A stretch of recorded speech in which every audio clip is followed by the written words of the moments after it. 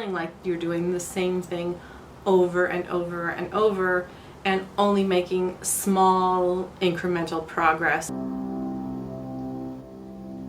Hello, today I'm going to talk about writing continuity, which is my current job. If you work in an English department, this might be part of your job, but most companies like to hire freelancers to do this because it's time consuming, and the people who are actually regular employees of an English department at a company need to do things that are more important and have faster deadline turnarounds. So since this is a little bit of a slower, more laborious process, they just send it away. But even if you don't have to ever write continuity, you still need to have a general idea of what it is, because you will be making something called a combined continuity and spotting list, or CCSL, which is where the continuity, the dialogue list, the spotting list, and the annotations are all included into one huge document that represents a film. So continuity is mostly only on movies, although occasionally a trailer will need a full CCSL, and so continuity will have to be written for a trailer. I use the title continuity writer. I don't know if there could be other titles, but since all I do is write continuity, that seems to be a pretty good title for the job for me. Continuity is, in this instance, a shot-by-shot description of the complete action of a movie. So you might have heard the term continuity during production, which is something maybe the script supervisor or a specific continuity person does, which is monitor that things don't change from scene to scene if they're shot on different days, or if an actor is messing with their costume and does like this in one scene and then in the next scene it's back down. So that's a different kind of continuity. This continuity is just a written description, shot by shot, of a movie. Most movies average around 1,500 shots, but I've worked on more than one movie where there have been over 4,000 shots, and a couple of movies where there have been under 500 shots in the whole film. So it just depends on the editing style and on the genre about how many shot cuts there might be in a movie.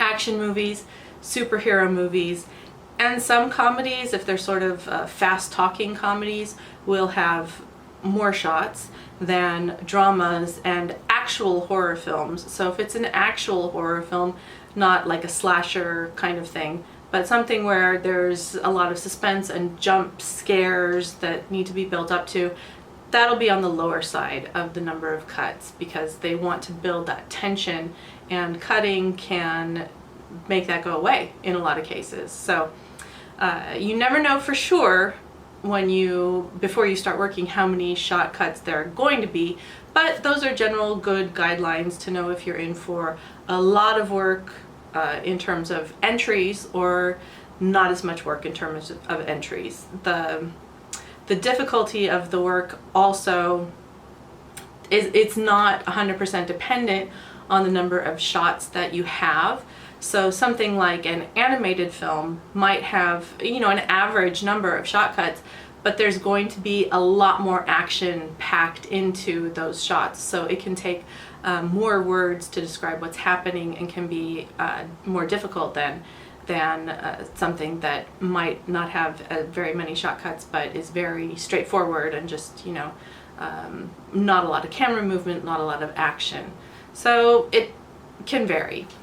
Although the continuity focuses on the main action of scenes, when you first are in a new scene, you will take the time to describe sort of the atmosphere of what's going on in the background. So you can't ignore what's happening in the background. If something important happens in the background, you need to include that in the continuity. But in general, once the scene is established, then you just focus on the main action between the main characters that you would be watching if you were just watching this at home, not little details in the background that might slip past. And since the continuity is placed in the CCSL, it's never just sent as, here's your continuity, it's always in the CCSL. So since it has the dialogue list and spotting list and annotations beside it in runtime as they go, you do not include any dialogue or mention of dialogue in the continuity. The CCSL document gets sent to the Library of Congress as part of the official paper record of a film, or so I've been told. So that is one reason why the CCSL is made. Another is that some territories who might be doing translations of a movie don't necessarily have the same advanced technology that is readily available in other countries. So they might be able to get a digital stream of the picture, but it could be very slow or degraded or just difficult to access regularly and frequently. So they will get then this paper record of the film, which they can consult and have a better idea of what the action is that goes along with the dialogue to help give them more context as they're translating it. On independent films, they might not even know why they're writing a CCSL. They will have just been told that it is something called a delivery requirement. So on an independent film, there are certain things that the film production company is responsible for creating as part of their budget before they can sell their movie to a big studio or distributor. So usually a CCSL is a delivery requirement on an independent film, and they will make one, but it does not have the same standards as an actual big company might then require. So it's not uncommon for people in an English department to be given a CCSL and told, we need a better one of these. And sometimes that's just, adjusting formatting or verifying that all the dialogue is included or that there are enough annotations. Sometimes what has been handed over as the delivery requirement of the CCSL is not acceptable in any way, and the English department has to just basically say, okay, we're just starting over. We can use this as reference like we would a shooting script, but we're not going to base our CCSL on this in any way. So the quality of these varies greatly depending on the budget and the company that's creating them, if it's something that they actually intend to use for translations, or if it's just something they're told, you can't sell your movie till you've done this.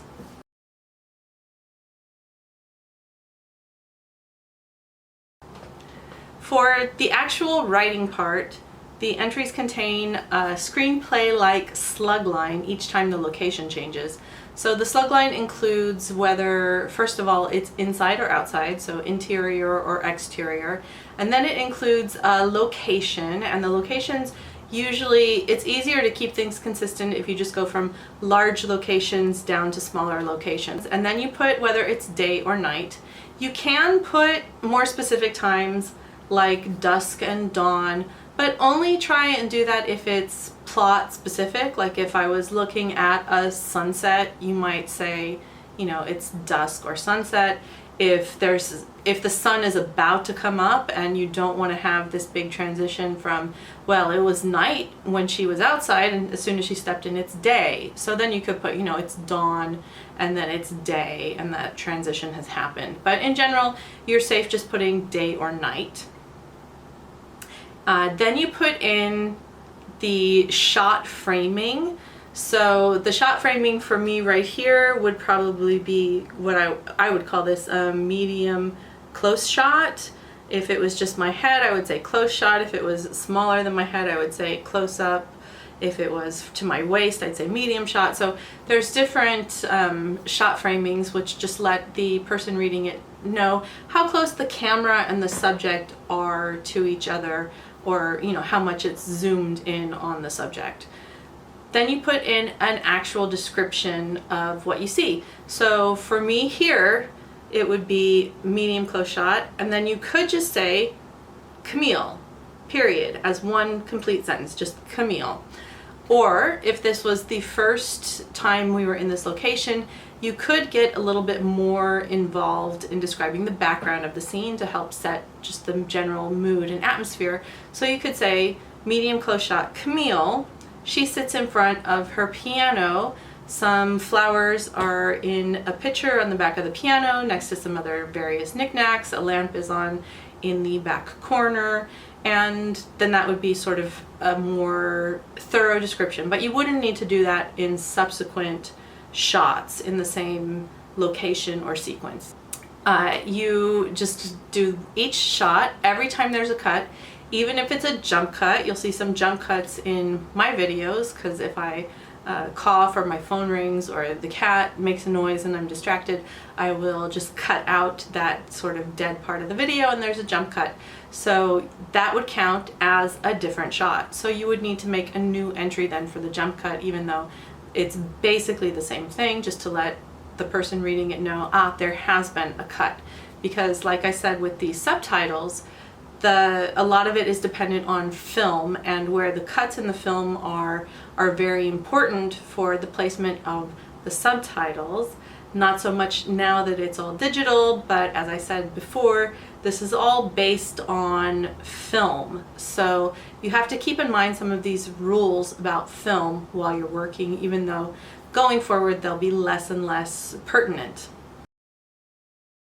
As with most things, you're unlikely to get a lot of training. You'll be given an example document, mostly for formatting, and then you will probably be given some guidelines detailing how to write continuity.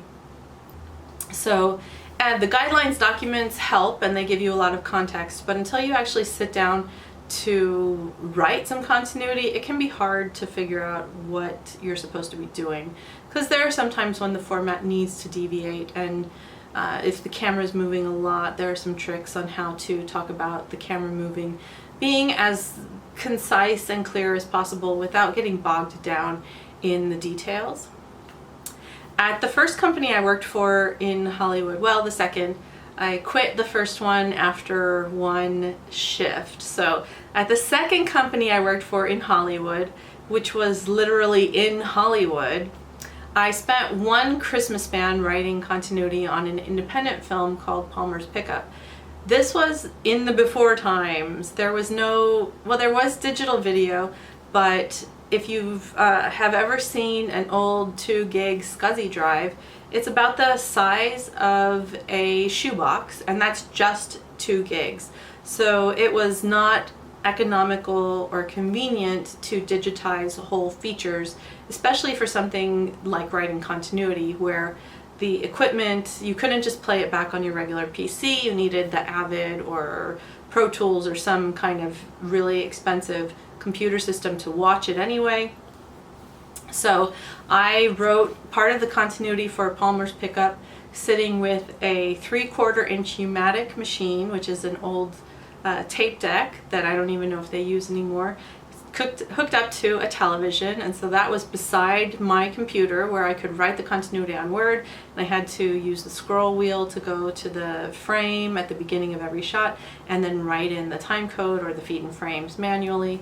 So technology has made a lot of this easier than it was before, because the technology can find the shortcuts and you're working in the same closed atmosphere with your picture and your continuity in the same screen right in front of you. You don't have to move your hands away from the keyboard very much, like to use another whole deck that's sitting beside you.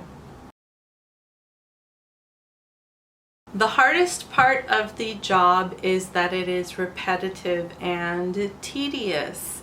If you're the kind of person who likes to make jewelry or do intricate hobbies, beading, painting, jigsaw puzzles, things that take a lot of hours and a lot of concentration, then you're starting off with the right temperament to write continuity. When I worked in an English department and we hired freelancers to write continuity, we would hire a lot of people who came from like a proofreading background or a writing background,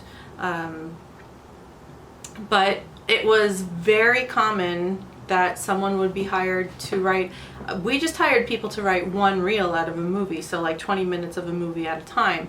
And it was not uncommon at all for those people after 1 or 2 reels, so not even a full feature, to say, I'm out. I'm not doing this. This is not for me. So it's just a lot of, you can't be intimidated by the little engine that could kind of work, where you're just doing this, feeling like you're doing the same thing over and over and over, and only making small incremental progress until finally you finish. So if you're someone who needs instant gratification or needs things to be done quickly, then this is not the job for you. The freelancers that we used, we did not spend too much time vetting their qualifications. Don't know if they had college degrees or not, just because it was hard to find someone who could do a good job. Just as often as we would find people who didn't want to do it anymore, we would find people who just couldn't handle, whose work just wasn't up to our standards. So that, everyone we hired, it was just on that, I'm not going to make you train and do this for days and days until we're ready to hire you. I'm just going to hire you to do 20 minutes and we'll see how it goes. And if it's good, then we'll hire you again. And if it's bad, then at least you got paid to do this, even if we're not thrilled with the results, and it's no hard feelings. So, it just depends on the company that you are working for. There is some learning curve if you get into continuity writing for the long term, about how much detail needs to be included in your entries so that it is a useful document and not just a bunch of words on a page. The biggest downside is how tedious this work is. If you can get past that, or don't mind doing tedious things, then the next obstacle you will probably encounter is turnaround time.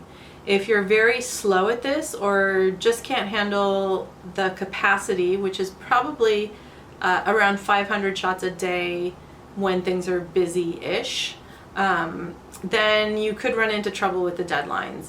Usually there's at least 1 day per reel on a project. A trailer, which is short but still has a lot of cuts, it could have as many cuts as a whole reel of a film, also will probably have 1 day turnaround. On some projects, 1 day per reel is just not enough time. Like I said earlier, animation is very difficult and time consuming, so extra time on animated features is always a good idea. You can't always ask for it, but if you can, then you should. And if you can't, then don't double book yourself if you have something animated to work on, because you'll get into trouble on one of the 2 projects. I just finished an animated project in June of 2021. If you're wondering when about time this video was created for you future people, that animated film ended up with over 80,000 words. If you're not an English kind of person or tried to write a novel, then you might not realize that 80,000 words is the size of a short novel. So I basically wrote a novel about this animated film in about 10 days, a little over a week. So it's a lot of writing. On action films, 1 reel might have more than 1,000 shots by itself. So 1 reel of an action film could have more shots to write than a slow drama movie could have. So on action films, superhero films, just because of quick cuts and so many shots and reels, you also probably should consider the time constraints when accepting one of those jobs, if you can. You can't always know in advance what movie you're working on. You're basically just saying, yes, I'm available to work on a 5-reel movie starting this date and then ending this date. And then you have to look at their schedule and say, what is the worst case scenario? This is an animated film. This is a superhero movie. Is this enough time? Should it come down to it being the worst case scenario kind of project? But you'll figure that out as you work, if if there are some things that you're just faster at, or it's things that you're slower at. Maybe it's just me who's slow at animation and writes a lot of words about it. I don't know. The other downside is that there are just fewer companies who are doing this job. So a lot of the big studios, like Fox, which doesn't really exist anymore, they never wrote continuity. They did not want a CCSL on any of their films. So that's a whole bunch of movies that are not available as work. So there's always the possibility too that as technology advances, the studios will just say, you know what, we don't need this anymore. We're happy with just the dialogue list or just the spotting list. And we don't need the time and the money spent creating this other document. So that's a big worry about this job. Well, again, like with so many of these things, especially as freelance work, it varies greatly from company to company. And you just have to know how fast you are at doing this and base your decision on when to take projects from different companies, figuring out how much does that pay me by the hour, because usually they don't pay by the hour, they pay by the project. So a reel or a film will have a flat fee that you will get paid. You're given a start date and a deadline and what they pay. Some smaller companies, the pay is not that great, but then they will also not have the same rigorous standards that a larger company has. So you can write a little bit less detail and get it done a little bit faster to sort of make up for it not paying as well as some of the other companies. I have been able to almost exclusively write continuity as my job since the end of 2013. So you can make a living writing continuity.